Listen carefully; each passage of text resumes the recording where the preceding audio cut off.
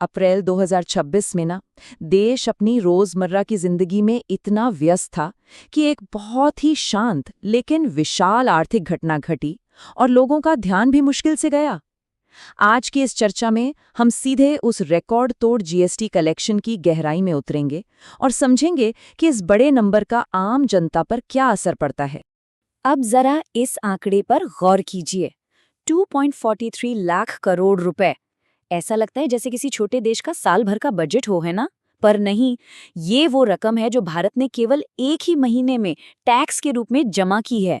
ये फिगर इतना बड़ा है कि पहली बार में इसे हजम करना थोड़ा मुश्किल हो सकता है। लेकिन देखिए, ये नंबर कोई सिंपल गणित नहीं है। ये एक बहुत बड़ा इंडिकेटर है जो हमें इकोनॉमी की दिशा बता रहा है। तो आइए सबसे पहले इस ऐतिहासिक जीएसटी रिकॉर्ड वाले हिस्से की बात करते हैं। ये बस कोई बड़ा सा नंबर नहीं है। अगर हम पिछले साल के इसी समय से इसकी तुलना करें तो ये सीधे 8.7% ज्यादा है। और सबसे दिलचस्प बात पता है क्या है? 2017 में जब से इस नए टैक्स सिस्टम की शुरुआत हुई थी, तब से लेकर 2026 तक ये अब तक का सबसे बड़ा मंथली कलेक्शन है। मतलब इसने बिल्कुल एक नए शिखर को छू लिया है। अब ऐसी ऐतिहासिक छलांग को देखने के बाद दिमाग में एक बहुत ही नेचुरल सा सवाल आता है। आखिर इतना सारा पैसा आया कहाँ से? जैसे ही ये न्यूज़ पब्लिक हुई ना, सोशल मीडिया से लेके फाइनेंस सर्कल्स तक हर जगह यही एक सवाल घूम रहा था। हर कोई यही जानना चाहता था कि रातों रात आखिर ऐसा क्या जादू हुआ जिसने रेवेन्यू को यहाँ तक पहुँचा दिया। चलिए अगले हिस्से में इस विशाल आंकड़े को थोड़ा डिकोड करते हैं और इसके टुकड़े करके देखते हैं। जब हम इस पहाड़ जैसे नंबर के टुकड़े करते हैं तो असली कहानी समझ आती है। ये कलेक्शन एक्चुअली दो बड़े हिस्सों में बटा हुआ है। पहला और सबसे बड़ा हिस्सा आता है हमारी मजबूत घरेलू बिजनेस एक्टिविटी से।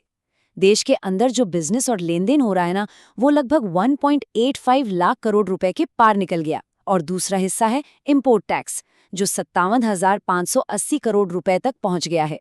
खासकर इस इम्पोर्ट टैक्स में करीब 25.8% का तगड़ा उछाल देखा गया। ये बहुत क्लियर पिक्चर देता है कि देश के अंदर और बाहर दोनों जगह भारी बिजनेस चल रहा है। तो यहाँ सबसे बड़ा कैच क्या है? क्या इसका सीधा सा मतलब ये है कि देश अचानक से बहुत अमीर हो रहा है? क्या ये इस बात का ठोस प्रूफ है कि इकोनॉमी आसमान छू रही है? या फिर कुछ और ही माइक्रो इकोनॉमिक फैक्टर्स हैं जो पर्दे के पीछे से गेम चला रहे हैं? यहाँ आकर ना ये नंबर सिर्फ गणित नहीं रह जाते, बल्कि अर्थव्यवस्था का एक कॉम्प्लेक्स आईना बन जाते हैं। अब चलते हैं इस चर्चा के अगले हिस्से पर और देखते हैं कि क्या सच में हमारी अर्थव्यवस्था उछाल पर है। इस सिचुएशन को समझने के लिए हमें दोनों साइड के व्यूज को देखना होगा। एक तरफ कुछ आशावादी एक्सपर्ट्स हैं। उनका मानना है कि ये तगड़ी ग्रोथ बेहतर टैक्स कंप्लायंस का नतीजा है। मतलब डिजिटल ट्रैकिंग पहले से काफी एडवांस हो गई है और बहुत सारे इनफॉर्मल बिजनेस अब फॉर्मल इकोनॉमी में आ गए हैं, जिससे टैक्स कलेक्शन बढ़ा है।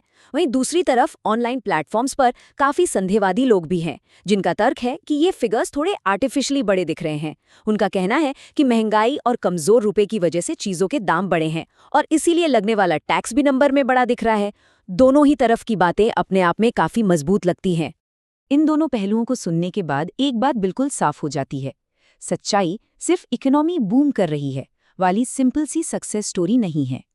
एक रिकॉर्ड टैक्स कलेक्शन हकीकत में एक बहुत ही मल्टी लेयर्ड इंडिकेटर होता है।